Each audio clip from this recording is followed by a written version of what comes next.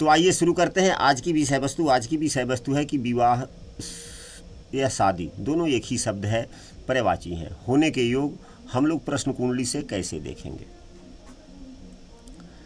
हमारे द्वारा प्रतिदिन कक्षा का आयोजन किया जाता है। यदि कोई कक्षा में नया है तो दिए गए इस नंबर पर व्हाट्सएप पर कक्षा में कंटिन्यू हो सकता है। इसके लिए हम लोगों को एक प्रश्न कुंडली बनानी होती है और यह जो हमने प्रश्न कुंडली बनाया है यह आज की ही प्रश्न कुंडली है, दोपहर की है, 12:40 की है। और प्रश्नकर्ता से हमने जो प्रश्न पूछा है कि आप 1 से लेके 108 के बीच में कोई एक संख्या बतलाएं, तो प्रश्नकर्ता ने 75 संख्या बतलाया। उसके आधार पर हमने लग्न कुंडली भी बना ली, प्रश्न कुंडली एवं उसकी नवमांस कुंडली भी बना ली। यह कक्षा की यह वीडियो की दूसरी भाग है। हम पहली भाग की भी वीडियो डिस्क्रिप्शन में हम लिंक डाल देंगे, आप वहाँ से देख सकते हैं। तो आइए चलते हैं हम लोग अगले सूत्र पर। अगला सूत्र यह है कि सप्तमेश का संबंध, सप्तम भाव के स्वामी का संबंध अगर शुक्र से हो जाए तो शादी होने की संभावनाएं बनती है। यदि प्रश्नकर्ता पुरुष है तो यदि पुरुष के लिए प्रश्न पूछा जा रहा हो तो सप्तम भाव के स्वामी का संबंध शुक्र से अगर हो जाए तो शादी होने के योग बनते हैं। यह सप्तम भाव से संबंध, सप्तम भाव के स्वामी से संबंध शुक्र का किस किस प्रकार का हो सकता है। तो यह संबंध युति संबंध भी हो सकती है, दृष्टि संबंध भी हो सकती है एवं राशि परिवर्तन संबंध भी हो सकती है, यानी परस्पर संबंध होना चाहिए। तो इस उदाहरण कुंडली में शुक्र एवं बुध की युति है, लेकिन यह 12वें भाव में है। अगर यहीं कुंडली के किसी शुभ भाव में बना हुआ होता, लग्न में बना हुआ होता, केंद्र में बना हुआ होता, त्रिकोण भाव में बना हुआ होता तो बगैर समस्याओं के शादी होने के योग बन रहे थे।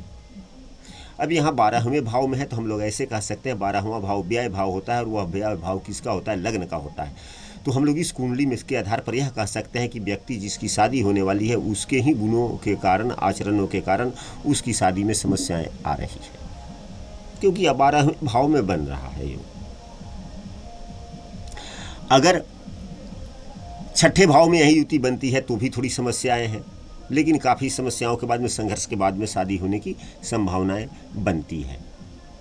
8वें भाव में अगर बनता है तो अच्छी बात नहीं है, दूसरे भाव में बनता है तो अच्छी बात है, क्योंकि यह कुटुंबों का भाव होता है। अन्य लगभग सभी भावों में, चाहे तीसरे भाव हो, 11वें भाव हो, सही है। केवल 8वें भाव एवं 12वें भाव में अगर युति बनती है तो अच्छी बात नहीं है। 6ठे भाव में भी बनता है तो अच्छा बात नहीं है, संघर्ष देकर होता है। यदि यह पुरुष के लिए प्रश्न हो तो, अब यहीं अगर महिला के लिए अगर प्रश्न है तो गुरु के साथ में सप्तम भाव के स्वामी का संबंध हम लोग देखते हैं। वह कैसा संबंध, युति संबंध, दृष्टि संबंध या परस्पर राशि परिवर्तन संबंध। अब इसे अगले सूत्र पर हम लोग देखने का प्रयास करते हैं। अगला सूत्र है कि उपचय स्थान में शुक्र या सप्तमेश हो। उपचय स्थान में शुक्र या सप्तमेश हो, यह पुरुषों के लिए। उपचय स्थान कौन कौन से होते हैं, तो उपचय स्थान 3, 6, 10 एवं 11 ये 4 होते हैं, परंतु इसमें 6ठे भाव को हटा दिया जाता है, क्योंकि 6ठा भाव त्रिक भाव है, यह समस्या खड़ी करता है, रोग ऋण शत्रु का भाव है, तो 6ठे भाव को हटा दिया जाए। कहने का मतलब शुक्रदेव या सप्तम भाव के स्वामी सप्तमेश कुंडली के तीसरे भाव में हो, 10वें भाव में हो या 11वें भाव में हो तो शादी होने की संभावनाएं बनती है। परंतु इस उदाहरण कुंडली में शुक्रदेव 12वें भाव में है, यह सूत्र इस पर लागू ही नहीं हो रहा है। अगर लागू होता तो हम लोग कहते, तो लागू नहीं हो रहा है तो क्रॉस का निशान हो जाएगा। अब फिर सप्तमेश को हम लोग देखेंगे कि शुक्र या सप्तमेश दोनों में से कोई एक इन भावों में हो तो शादी होने के योग बनते हैं। अगर दोनों ही इन्हीं भावों में हैं तो प्रबल योग बनता है। तो यह पुरुषों के लिए हो गया। अब महिलाओं के लिए गुरुदेव, क्योंकि महिलाओं के विवाह के कारक, पति के कारक गुरुदेव होते हैं। पुरुषों के लिए शुक्र विवाह के कारक होते हैं, सप्तम भाव के कारक। तो अगर गुरुदेव तीसरे भाव में हो, 10वें भाव में हो, 11वें भाव में हो तो अच्छी बात है, या सप्तम भाव का स्वामी जो भी बनता हो वह तीसरे भाव, 10वें भाव या 11वें भाव में हो, तो जो यह सूत्र इस उदाहरण कुंडली पर लागू नहीं हो रही है। अब इससे आगे हम लोग चलते हैं, 1 मिनट। तो यह भी सूत्र इस पर प्रभावी नहीं हुआ, क्रॉस का निशान हो गया। अब इसके बाद में तीसरे, 5वें, 7वें, 10वें या 11वें, तीसरे गुरुजी हो गई। अब इसके बाद में अगला सूत्र तीसरे, 5वें, 7वें, 10वें या 11वें भाव में चंद्रमा हो और उस पर गुरु की दृष्टि हो, तो दोनों के लिए ही अच्छी बात है। तीसरे भाव में चंद्रमा हो, 5वें भाव में चंद्रमा हो, 7वें भाव में चंद्रमा हो, 10वें भाव में चंद्रमा हो या 11वें भाव में चंद्रमा हो और इन पर गुरु की दृष्टि हो, क्योंकि मांगलिक कार्यों के कारक गुरुदेव ही होते हैं। अब सूत्रों से कि चंद्रमा आपके जहाँ भी बैठे हों तो चंद्रमा के साथ में गुरुदेव हो जाएं, या चंद्रमा जहाँ बैठे हुए हैं वहाँ से 5वें गुरुदेव हो जाएं, या चंद्रमा से 9वें गुरुदेव हो जाएं, तो चंद्रमा को देखेंगे और चंद्रमा कुंडली के इन्हीं भावों में हों। तो इन्हीं भावों में तो 10 नंबर की 10वें भाव में चंद्रमा तो यहाँ पर है, परंतु गुरुदेव की दृष्टि है या नहीं है, तो गुरुदेव से यह छठे हो गए, तो गुरुदेव की दृष्टि नहीं है, इसलिए यह भी सूत्र इस पर प्रभावी नहीं हो रहा है। अब इसके बाद में हम लोग अगले सूत्र पर चलते हैं। यदि प्रश्नकर्ता, यह बहुत ही महत्वपूर्ण सूत्र अब हम लोग चर्चा करने जा रहे हैं। यदि प्रश्न तो दो ही चीज के लिए आएगा, क्या तो लड़के का प्रश्न होगा, तो वह किस चीज के लिए होगा, तो वधू प्राप्ति के लिए, वधू प्राप्ति हेतु, या कन्या के लिए होगा तो वर प्राप्ति हेतु, यही दो प्रश्न हो सकते हैं ना, तीसरा तो हो नहीं सकता। तो यदि वधू प्राप्ति के लिए प्रश्न हो, यानी कि प्रश्नकर्ता लड़के के लिए अगर प्रश्न किया जाए, तो हम लोग यह देखेंगे कि शनिदेव कहाँ है। तो लड़के का अगर प्रश्न हो और जो हम लोग कुंडली बनाए उसमें दूसरे भाव में, चौथे भाव में, छठे भाव में, 8वें भाव में, 10वें भाव में या 12वें भाव में शनिदेव हों, तो प्रश्न का फल अच्छा होता है, यानी बहू मिलने की संभावनाएं बनती है, शादी होने की संभावनाएं बनती है। अब यहीं जो यहाँ पर यह प्रभावी नहीं हो रहा है। अब यहीं देखा जाए कि अगर यह वधू प्राप्ति के लिए नहीं, अगर प्रश्न लड़की के लिए अगर किया जा रहा हो कि हाँ हम अपने लड़की का शादी करना चाहते हैं, जन्म कुंडली नहीं है, बतलाएं शादी होने की संभावनाएं बन रही है इस वर्ष या नहीं बन रही है, तो हम लोग फिर क्या देखेंगे। अगर वधू प्राप्ति की प्रश्न हो तो लग्न में शनिदेव हो, तीसरे भाव में शनिदेव हो, 5वें भाव में हो, सप्तम भाव में हो, 9वें भाव में हो या 11वें भाव में हो, तो शादी होने की संभावनाएं बनती है। यदि यह लड़की की कुंडली होती तो यह सूत्र इस पर लागू होता। तो इसको दूसरे शब्दों में हम लोग यह कह सकते हैं कि यदि लड़के का प्रश्न हो, तो लड़के का अगर प्रश्न हो तो समभाव में शनि हो, लड़के के लिए समभाव में शनि, भाव में शनि। तो समभाव कौन कौन हुआ, दूसरा भाव, चौथा भाव, छठा भाव, 8वां भाव, 12वां भाव, 2, 4, 6, 8, 10वां भाव एवं 12वां भाव। अगर प्रश्न अगर लड़की के लिए हो तो विषम भाव में शनिदेव हो, विषम भाव में शनिदेव हो, यानी कि लग्न में ही, तीसरे भाव में, पांचवें भाव में, सातवें भाव में, नौवें भाव में या 11वें भाव में शनिदेव हो तो शादी होने की संभावनाएं प्रबल बनती है। अब इसके बाद में हम लोग अगले सूत्र पर चलते हैं। एक मिनट, बोर्ड जरा साफ करने दीजिए।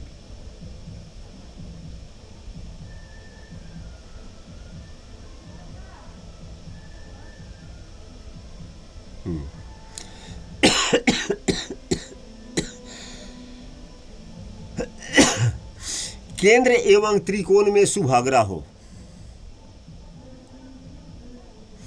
केंद्र भाव, लग्न, चौथा, सातवां, 10वां एवं त्रिकोण 5वां एवं 9वां, इन भावों में शुभाग्रह हो, पापाग्रह न हो। तो यहाँ पर देखा जाए मंगल, सूर्य, राहु, केतु, 4 पापाग्रह बने बैठे हैं, जो यह प्रभावी नहीं है, सूत्र भी नहीं लागू हो रहा। केंद्र में एवं त्रिकोण में शुभाग्रह हो तो दो शुभाग्रह 12वें भाव में चले गए। केंद्र में एक शुभाग्रह है, वह केतु से पीड़ित है, या राहु की भी दृष्टि है, केतु से पीड़ित हो। गुरुदेव हैं शुभाग्रह त्रिकोण में तो शनि से पीड़ित है, शनि की दृष्टि पड़ रही है। लेकिन यहां पर शनि उतना नुकसान नहीं कर रहा है गुरुदेव को, क्योंकि शनिदेव अपने राशि में है, स्वस्थ अवस्था में है, शनि पीड़ित नहीं है। और शनिदेव को नवमांश में देखा जाए तो नवमांश में शनिदेव गुरुदेव की राशि में चले आए, यानी कि शुभ राशि में है, केंद्र में है। और चूंकि बात विवाह के लिए है तो नवमांश कुंडली की प्राथमिकता बढ़ जाती है। तो शनि के द्वारा गुरुदेव उतने पीड़ित नहीं हो रहे, लेकिन हाँ नैसर्गिक पापग्रह तो है ही, एवं शनिदेव के शत्रु भी गुरुदेव हैं प्रश्न कुंडली के लिए, इसलिए यह गुरुदेव अच्छे नहीं हुए।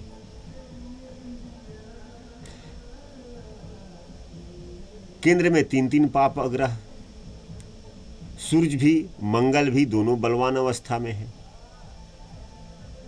सूर्यदेव अपने मित्र राशि में, मंगल देव भी अपने मित्र राशि में। मंगल देव की स्थिति और मजबूत हो जाती है, या मित्र के घर में बैठे हुए ग्रह वैसे भी मजबूत माने जाते हैं। लेकिन नवमांश में ये लोग आके पीड़ित हो गए। नवमांश में मंगल देव शुक्र की राशि में चले आए होंगे, सूर्य देव बुध की राशि में, जो इन दोनों के शत्रु राशि, यानी पीड़ित हो गए। तो पीड़ित पापाग्रह केंद्र में ही है, इसलिए यह पर नियम यहाँ पर लागू नहीं हो रहा है, यह योग प्रभावी नहीं हो रही है, यह शादी में बाधा कारक बन रहा है। इसके बाद में हम लोग चलते हैं अगले सूत्र पर। लग्नेश सप्तमेश में किसी भी प्रकार का संबंध बनता हो, यानी कि परस्पर युति संबंध हो, दृष्टि संबंध हो, राशि परिवर्तन संबंध हो, परस्पर राशि परिवर्तन संबंध हो, और उस पर चंद्रमा का दृष्टि हो, तो मान लिया जाए कि अगर लग्नेश एवं सप्तमेश दोनों में किसी भी प्रकार का संबंध बनता है, अगर परस्पर दृष्टि संबंध ही बन जाता है, अगर बुधदेव अगर यहीं पे होते हैं तो दृष्टि संबंध गुरु एवं बुध का हो गया, या गुरुदेव यहाँ होते हैं तो बुध एवं गुरु का परस्पर दृष्टि संबंध बन गया, या बुध की राशि में गुरुदेव यहीं पे बैठ जाए, दोनों में से किसी एक राशि में गुरुदेव एवं बुध की राशि में भले बुध नहीं देख सकते, युति है तो देख सकते हैं, लेकिन अगर राशि परिवर्तन हो या दृष्टि संबंध हो तो चंद्रमा नहीं देखेंगे, किसी एक को देखेंगे। तो किसी एक को भी देख रहे हों तो अच्छी बात है, शादी होने की संभावनाएं बनती है, जो सूत्र यहाँ भी लागू नहीं हो पा रहा है। अब इसके बाद में हम लोग चलते हैं अगले सूत्र पर। लग्नेश एवं चंद्रमा दोनों ही 7वें भाव में हों। प्रश्न कुंडली में चंद्रमा का बहुत बड़ा महत्व होता है, लग्नेश यानी कि लग्न भाव का स्वामी 7वें भाव में हो एवं साथ में चंद्रमा की युति हो तो शादी होने के योग बनते हैं। या इसी बात को दूसरे कायदे से भी हम लोग ले सकते हैं, वह भी सूत्र प्रभावी होती है। अगर सप्तम भाव के स्वामी लग्न में हो, यहीं पे अगर 3 नंबर की राशि है तो 3 नंबर राशि के स्वामी बुध देव होते हैं, यहीं बुध देव लग्न में हो और साथ में चंद्रमा भी हो तो भी शादी होने के योग बनते हैं, जो यहाँ पर लागू प्रभावी नहीं हो पा रहा है यह सूत्र। अब इसके बाद में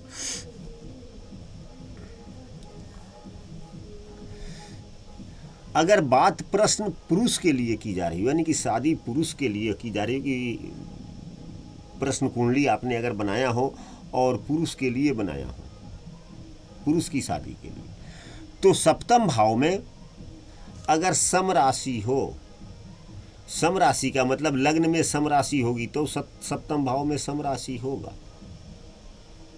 अगर पुरुष की कुंडली हो तो समलग्न होना आवश्यक है इस सूत्र के लिए।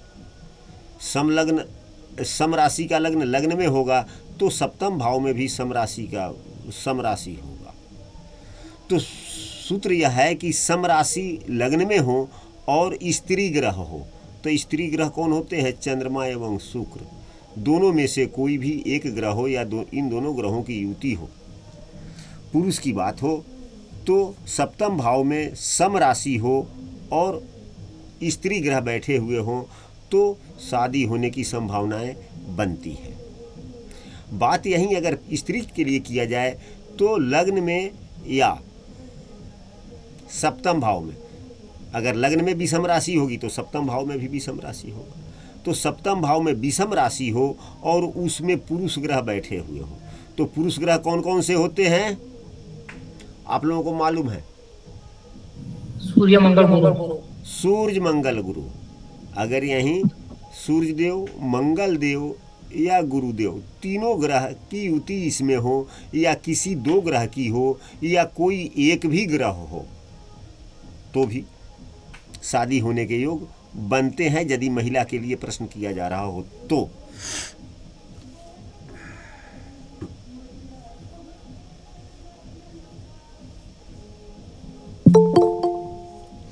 अब इसके बाद में अगले सूत्र पर चलते हैं।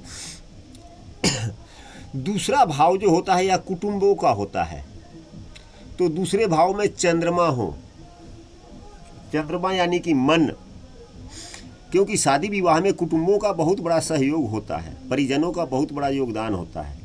तो चंद्रमा का दूसरे भाव में होना यानी कि मन का कुटुंबों से मिलना, और उस पर सप्तम भाव के स्वामी की दृष्टि पड़ जाए या विवाह के कारक ग्रहों का, अगर पुरुष है तो शुक्र की दृष्टि पड़ जाए, महिला है तो गुरुदेव की दृष्टि पड़ जाए दूसरे भाव पर, तो शादी होने की संभावनाएं बनती है। यानी कि दूसरे भाव में चंद्रमा हो एवं कारक ग्रहों की दृष्टि या सप्तम भाव के स्वामी की दृष्टि पड़े तो शादी होने की संभावनाएं बनती है। परंतु अगर यह सूत्र प्रभावी हो रहा है तो शादी होने की संभावनाएं बनती है, परंतु यह पाप प्रभावित न हो, यानी कि दूसरे भाव पर किसी पाप ग्रह की दृष्टि न पड़ रही हो। अगर यहीं शनिदेव 12वें भाव में हो जाएंगे तो इनकी दृष्टि पड़ जाएगी, या मंगल देव 11वें भाव में बैठे हुए होंगे तो चौथी दृष्टि पड़ेगी।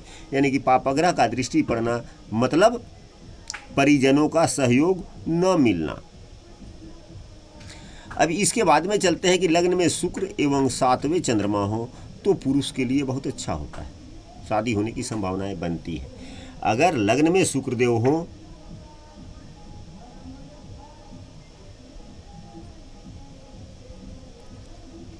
लग्न में शुक्रदेव हो और 7वें भाव में चंद्रमा हो तो शादी होने के योग बनते हैं। किसके? तो पुरुषों के। यही सूत्र महिलाओं के लिए, अगर लग्न में गुरुदेव हो और 7वें चंद्रमा हो तो महिलाओं के लिए शादी होने के योग बनते हैं प्रश्न कुंडली से।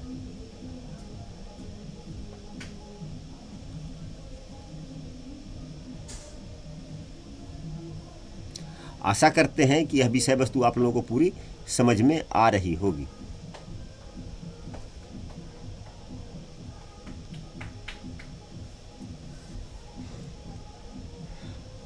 दूसरा अन्य सूत्र कि लग्न में विषम राशि हो, लग्न में विषम राशि हो एवं गुरुदेव हो, लग्न में विषम राशि हो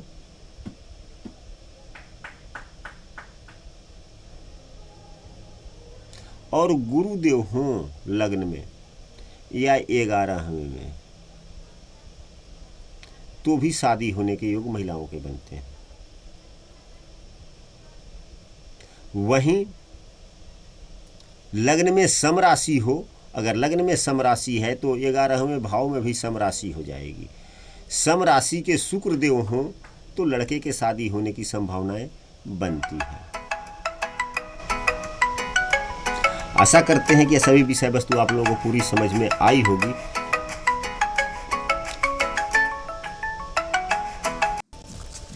यदि यह क्लास आप लोगों को अच्छी लगी हो तो समूह में या वीडियो के कमेंट में अवश्य लिखेंगे। आप लोगों का कमेंट ही, आप लोगों का विचार ही उत्साहवर्धन देता है।